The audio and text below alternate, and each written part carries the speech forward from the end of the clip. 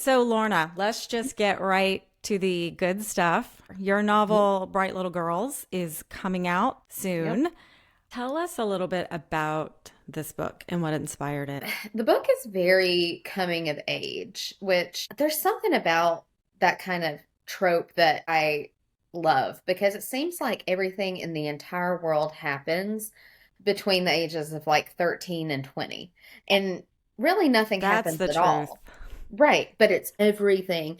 And I hate when people say things like growing up, oh, it doesn't matter, high school doesn't matter, something someone said to you. It matters like maybe more than anything. It's like the first thing that does matter. It matters when you're 50 years old, it matters when you're 100 years old. And whether you're walking away from being that person or you have nostalgia about that person, it's everything. And so this book, it goes back and forth in time, during that kind of coming of age time and adulthood. And it's about a girl who is struggling horribly with OCD. She knows she's OCD, but she's never really dealt with it. And it's kind of triggered by her connection to a very brutal crime. And so she's dealing with this huge life thing, but also things about herself she never dealt with. And there's a very toxic love interest because who doesn't experience toxic love at that age, during those years where you're trying to figure it all out. But it's really largely a suspense too. We don't know who the narrator is. The narrator is stalking the main character. Hmm. But the crazy part is the main character is also, there's a restraining order against her because she keeps writing letters and mailing them to someone who has asked her to stop. So there's this circular stalker and being stalked. Like they're both stalkers. And so we're trying to figure out who they are. So that's kind of the twist and the part that keeps you guessing. When you're writing a novel, how much of this, and this one in particular, how much of it is drawn from real life events? This one more than others, actually. Obviously, there's huge amounts of fiction in this. I've never known anyone who has been murdered, thank God. I've never experienced, what my character's experiencing, but she's kind of a very, very, very exaggerated version of me. I would say there's more of myself in this than anything else because I was trying so hard to figure out how to get my next book deal. And I had written a couple books. There was one, I had this agent and it was shopped and it just never got picked up. And I was just so down. And I was listening to the radio. I was just like driving down the interstate and I heard that One Republic song, Secrets. And he's basically in the same boat I am. Like, he's saying, like, tell me what you want to hear. Like, he's talking to the record company. He's like, I don't have anything else. And then he's like, I'm just going to give all my secrets away. And so I kind of started thinking about all the parts of myself that I wear less on my sleeve, which I'm very Mm. open about things, but casually. Like I don't dig into and explain to people exactly what my thoughts are when I have OCD moments or when I'm anxious, which is something I've dealt with. OCD has been the battle of my life. And people think it means like you're a hand washer or you like to count and it's really not that. It's trying to find a means of control. You create these weird little rules in your life to try to control something that you can't control. Like I say in the novel, if you have all your shoes in a perfect row because you think it looks nice, you probably just have an anal personality. If you have 8 shoes in a row, all lined up and, perfect little rows because it means like your family won't die that day, then you're OCD. And so that's kind of the difference. And it becomes just so consuming and panic attacks and things like that. So that's something I dealt with very much. And I tried to explore that in a really raw way. And I'm really blessed. I've been with my husband since we were 17 years old. It has been over 20 years. He is wonderful. But before him, there was always just this kind of like type of guy that I thought I would end up with. And so Jet Jorgensen is the guy that you kind of love to hate in this novel. He's an amalgam of a lot of different boys I came across. And then some of Jet just completely made up, like absolutely based on nothing except just the figment of my imagination. Tell us a little bit about your journey as a writer and Mhm. then making a go for it as a novelist, because I imagine, well, I know from my experience, it's paved with inspiration and a lot of rejection and a lot of mixed feelings. So, this, I know for a fact, it's not an easy road. So, what got you on this path and how has it been for you from then to now? I always say if you're really a writer, you can't help it. Like people who are like, oh, I have this novel, but I just don't have time to write it. I don't buy it. I never buy it because you can't help it. If you really are a writer, you can't help it. And I will always believe that. Like it will come out of you no matter what you do. And it always has for me. I've talked in almost every podcast that I've ever done about my grandmother. She passed about 2 weeks ago, actually. And she taught me to read really young, preschool age. I stayed with her. I never went to preschool. And all we did was learn to read and watch soap operas. And that kind of sprouts a writer. I was an only child until I was much older. I didn't have any kids around. I just created these worlds in my head, and I always did. And I felt like I had so much to get out. She had these old planners, just stacks of them that were empty, and I don't even know why. And I would just get in them and like just make loops, and I would be writing stories, but I couldn't even write letters yet, but I would just be, I remember this. I did the same thing. The yeah, loops in the the loops. notebook. Yeah. I was saying But something important. I know those loops meant something, right? Like Oh my they had goodness. meaning. And I think that's our own little code as children, like because we just have that like innate desire to want to write it and get it out. So, and then I was in first grade and a teacher wrote in my report card, I think Lorna is an author because I was always writing little stories. And I was like, oh my God, there it is. I'm an author. And it gave me a word. It gave me, I was like, I never realized that. I can write all these books. That's what I will do. And that was it. That was who I was. I mean, it's funny. I was a bleach blonde cheerleader and I was a writer. And it didn't make any sense together. There's so many parallels. I was raised by a single mom most of the time, but Hmm. my maternal grandmother, a huge parental influence in my Hmm. life, and just the draw to writing and the creativity and being the cheerleader Yeah. and being a writer. But I went into broadcast journalism. So I Uh-huh. definitely went into the more public space with the writing because at the time, journalism was the only real thing that seemed viable. It's funny because viable was like not even, I didn't even think about it. I was like, if I have to live in a box, I'll live in a box. And that's where, look, I'm not a strong, independent woman who don't need no man. Like, I need my man. He has been so supportive, and thank God, because that's a blessing. Because my husband, he's very successful, and so he really enabled me to not have to like take a waitressing job at night so I could write. If I had been single, it would have been like, okay, I'm going to have to take some odd jobs, which there were times early in our marriage. I definitely did that. I taught gymnastics, I did all kinds of things. But now, later, I was able to really dig into that because he supported it. It was just always who I wanted to be. As far as getting published, I finished my first novel in my early 20s and then started trying to figure out how do you get an agent? How do you get a Mhm. publisher? Went that route. That novel was horribly rejected, and rightfully so because it sucks. But I didn't know that then. And then I wrote a second novel that was horribly rejected and rightfully so because it sucks. And then I wrote a third novel that I was like, I think this is pretty good. Okay. And I had that experience of shopping agents and everything. And I got a book deal with that. That was Tobacco Sun. After Tobacco Sun, I landed a big deal agent in New York City on a project that has still not made it to market. But I thought, this is it. Like, it is over. I am number one bestseller. Here we go. And we got this close to a very, very nice deal with a very, very big company. And then it just, things fall apart sometimes in this industry. It's like with acting or anything else, it's like trying to catch air. How do you or how have you processed that level of disappointment when you have your hopes up high and then it's not what you think it's going to be? How do you It's keep like burning in going? the bathtub. I mean, No, that that's sounds like a good plan. no, I mean, that usually, okay, and this is something my mom taught me. She says I do drink bourbon in the bathtub, but only for one day, only once. And One then day. one day, you get one day to feel sorry for yourself, to Mm. cry, to think it's unfair, to whine, to wallow. Don't get out of your pajamas, but you only get one day. And that's what she's always told me since I was a little girl. If I was upset about something, all right, take your day, but I don't want to hear about it tomorrow. And Wow. that's kind of how I've lived my life. And my mom has been hard on me at times. She's not like a super nurturer emotionally, and she knows.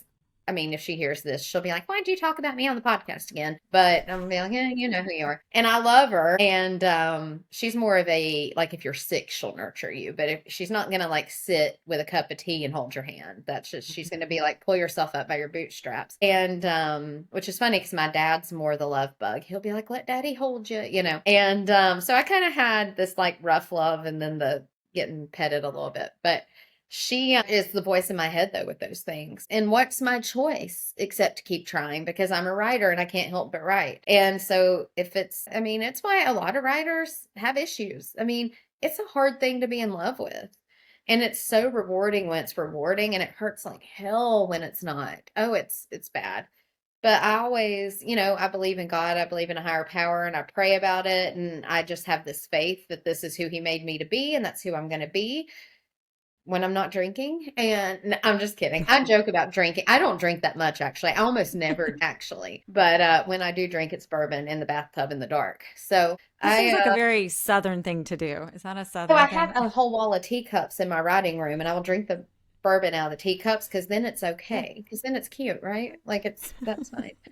So anyway, but it's how I deal with it is I take my day and then I just start again. I have absolutely no logic with it. I just believe this is who I am and it's all going to work out. And that's it. There's a difference between hope and belief. People talk a lot about, oh, believe in yourself, believe in yourself. But then when you really do something crazy on the basis of belief, people are like, whoa, you need a safety net. You need to pull back. And it's like, no, you're Mm. telling me to hope something works out. You're not telling me to believe it. And I Ooh. believe it. I believe this is who I am. And it's worked out, because then I did get another book deal. And I've met a lot of amazing authors who've helped me. I've met people, my book's endorsed by Patty Callahan Henry, who is a powerhouse in Southern literature. And that she's like, yeah, I'll put my name on your book. That's huge. The Yeah. reviews that are coming in are really positive, and it's just, it's happening. I'm going to write that down because that is profound. And there is a difference between hope and belief. There it is. They're not interchangeable. I They're not. mean, they're not. Yeah. So we were talking before the podcast, and you said something to me that just was like a neon sign in my head. And you said, authenticity is my superpower. Yeah. So when you were saying that authenticity was your superpower, you Yeah. also recognized that some of us, a lot of us, me especially, that is what I wrote my whole book about. I was conditioned to not listen to the inner voice. And so many of us go through a process where we realize, wait, my true self is speaking to me and I've been ignoring her and it's time to listen. But you seem to have that mechanism built in. And I'm so fascinated by that. That's true. And that is my superpower. And I thank God for that because I have 1,000 things that are not my superpower, including, the horrible anxiety and the OCD and all of that. But I am crazy intuitive. I know myself. I just kind of always trust my gut. I'm not very good at, and it's not rebellion. I'm just not good at like becoming a brick in the wall because a lot of times I'm like, who came up with this? Like it's just naturally in me to be like, why is this the somebody else just came up with this, so I'll just come up with my way if I don't like this. I made really good grades in high school, made great grades in college, but then I'm a college dropout.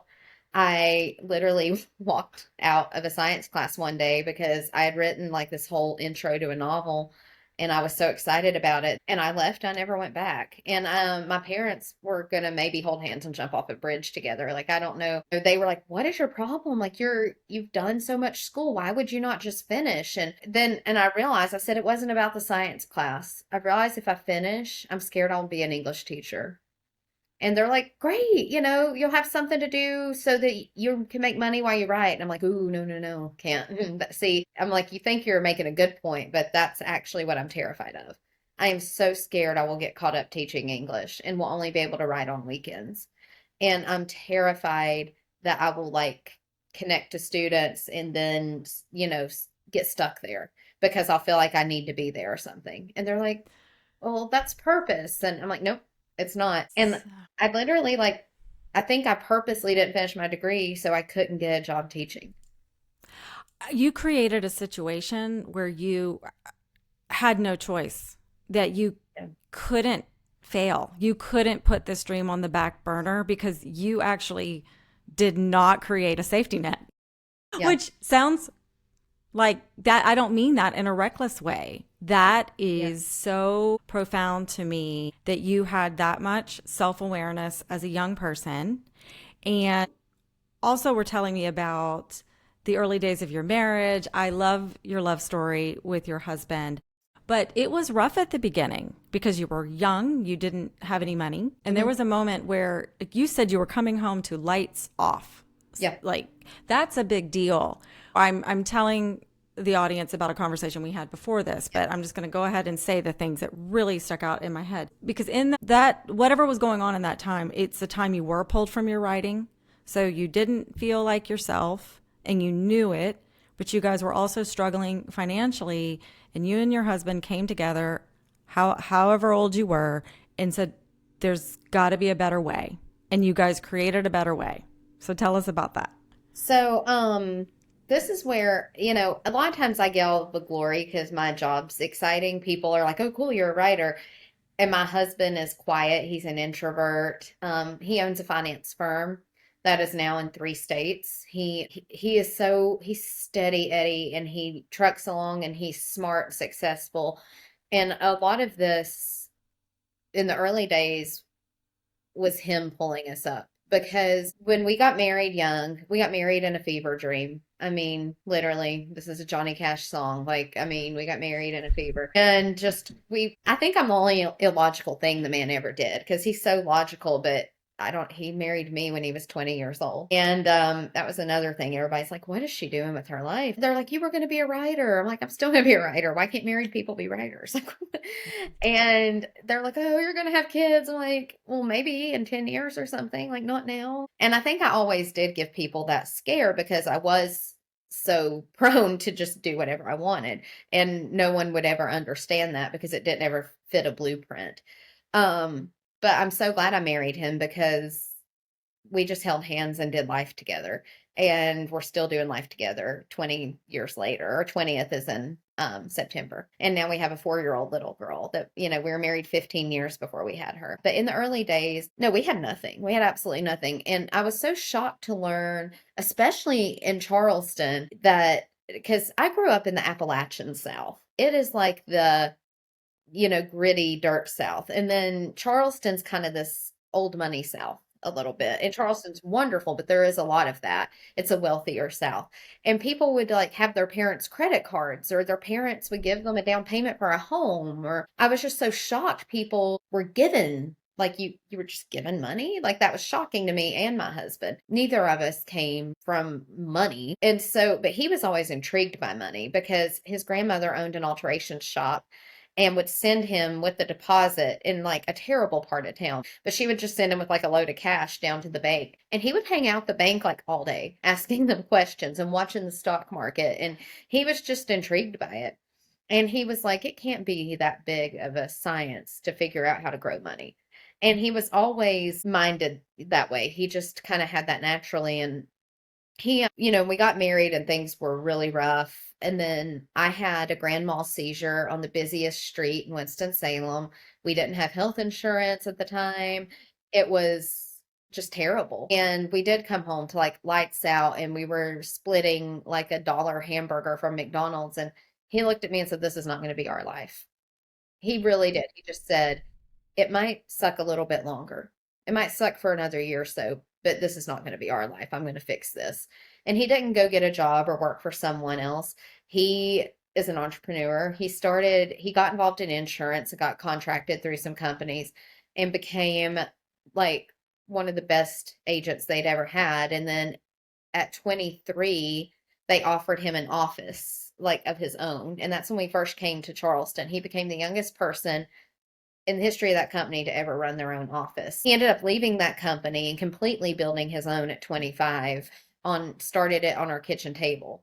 And he told me then, he said, okay, I'm going to drain our accounts again. He's like, I'm going to do this. Are you with me? And I said, I'm with you. And he became a full-on financial advisor at that point and was telling people what to do that had millions and millions of dollars when he was draining everything we had to get it going. And it worked.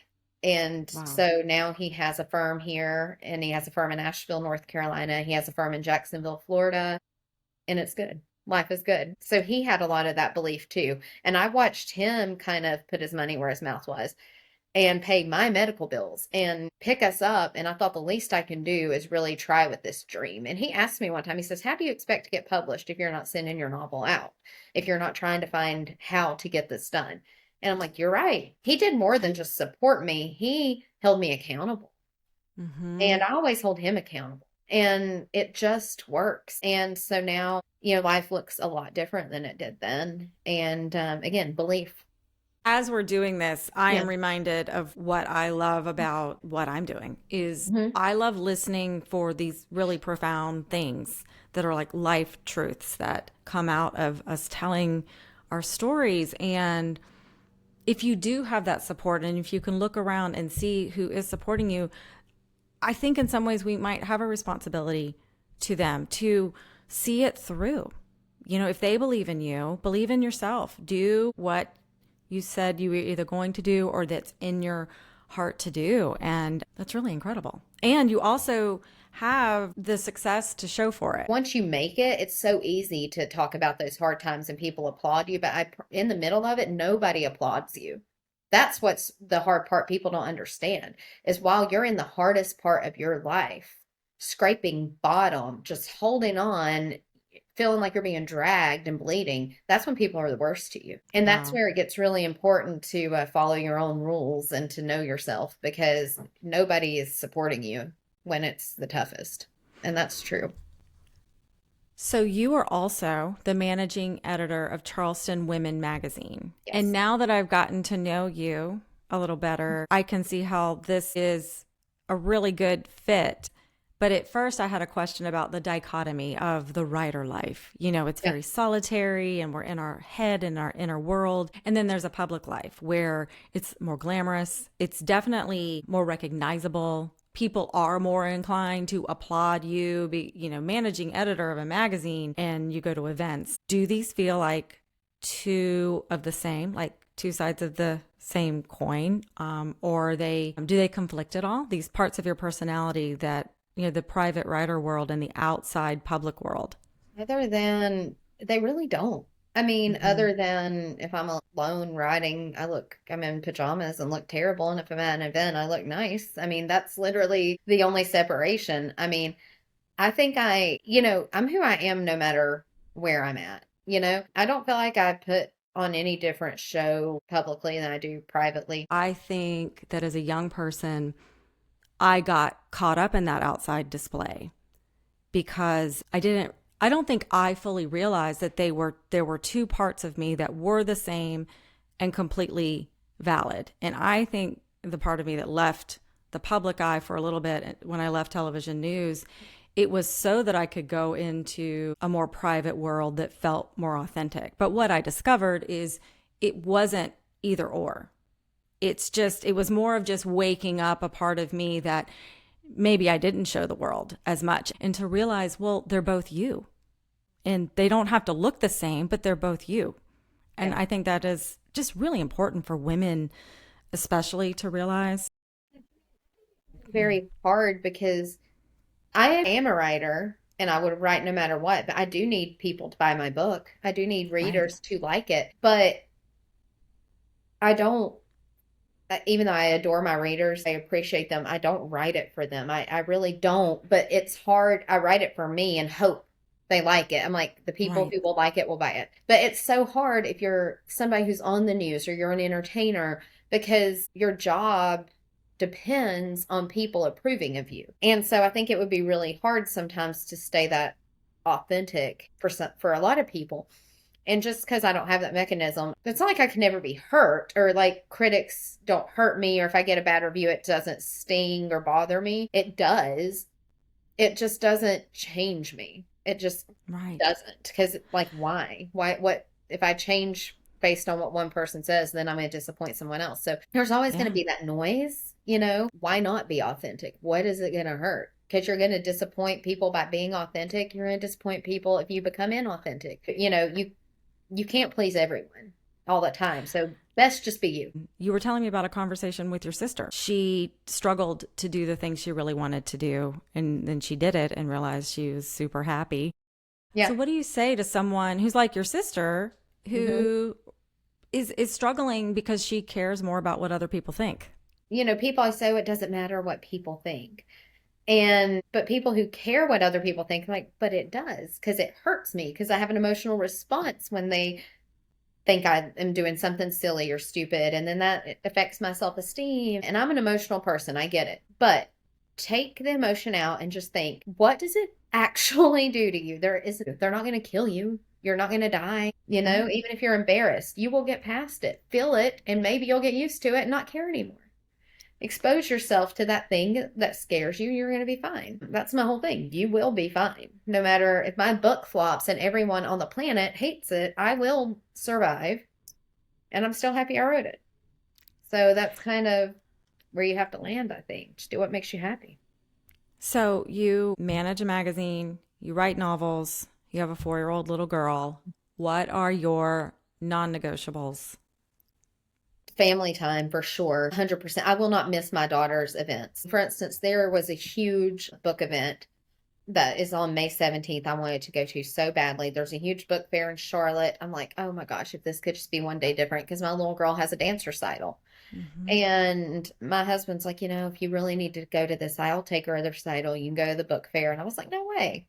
I'm not. I might go. I'll meet people. I'll sell 20 books, you know, but I'm not going to miss her. She's not going to be 4 forever, and she'll never have this recital again. I'm not going to prioritize work over her.